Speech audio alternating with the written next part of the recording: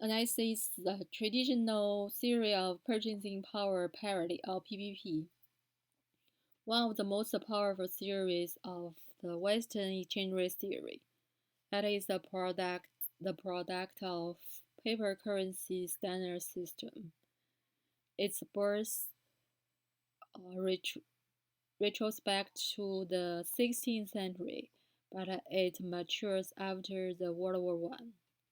Eventually, the Swedish Carcel in 1922 raises a theory that is based on the comparison of domestic and foreign price levels to determine the exchange rate.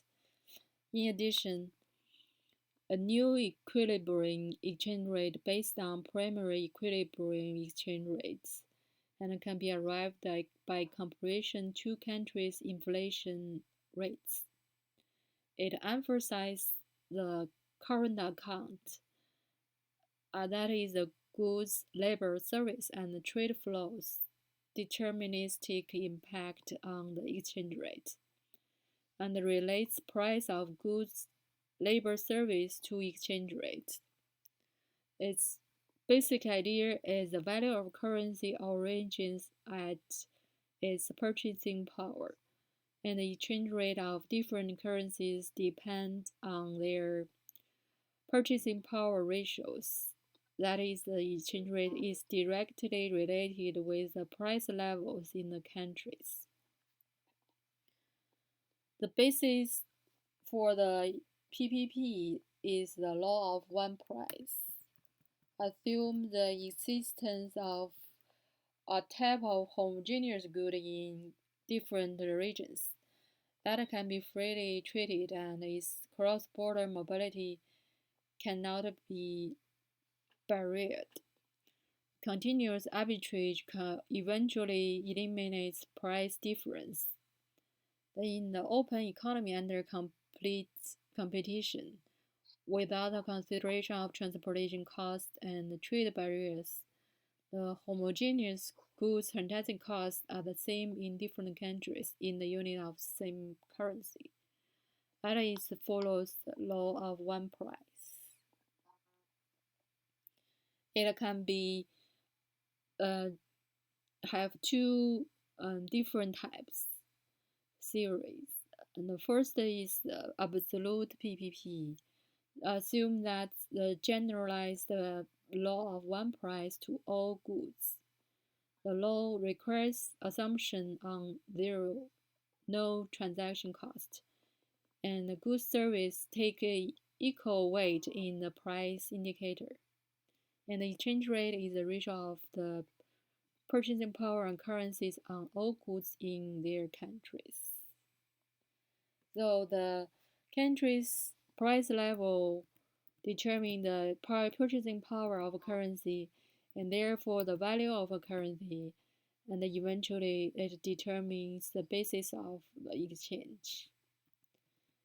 And the currency's purchasing power is the reciprocal of the price level in a certain period.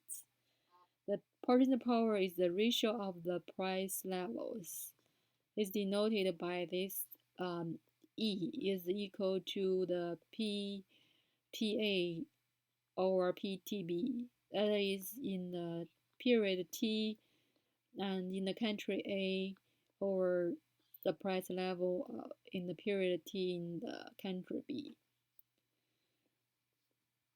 And this one, the E is the exchange rate level at the direct quotation determined by the purchasing power. Next is the relative price purchasing power. And this relaxed restriction on the condition of absolute purchasing power.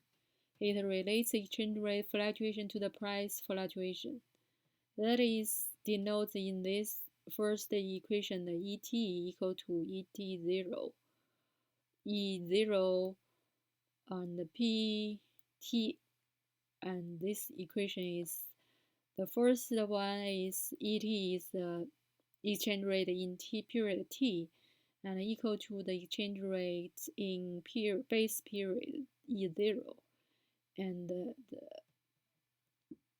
country A's inflation over country B's inflation, as is this form. And this PA over PT over P0 is denotes the country's inflation rate is greater than 1.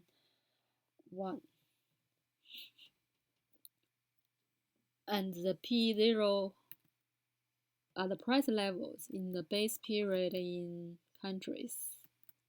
It can be rewritten in ET over E0 is equal to the inflation rate of the two countries.